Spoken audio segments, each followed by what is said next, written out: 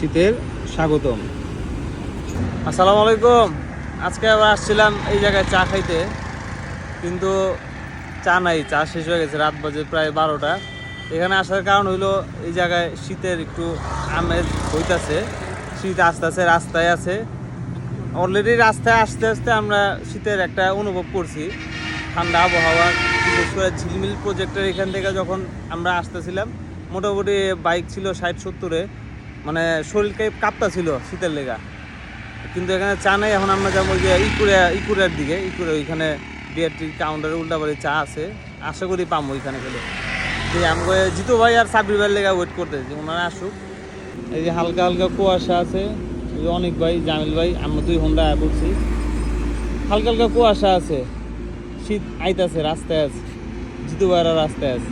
তারপর ইকুরে যায় এবার এই সেই জায়গা। এই যে ইকুরা বিআরটির উল্টাবাড়ি এই যে একটা চায়ের দোকান। আমরা ওইখানে চা না পাইলে এইখানে খাই। এই এখানে কিছু বসার জায়গা আছে, ঠিক আছে, যাই চা খাই। এই যে চা, রং চা। বাড়িতে তো দুধ চা খাই সকাল সকাল। এই যে রং চা, আমি আর জিতু ভাই, অনেক ভাইয়ের জামিল ভাই দুধ চাই খাই।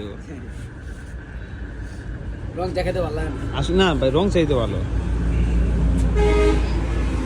শীতের স্বাগতম। চা খাওয়া শেষ, এখন বাড়ির দিকে যাই। সোনার বাংলাদেশ। আসসালামু আলাইকুম।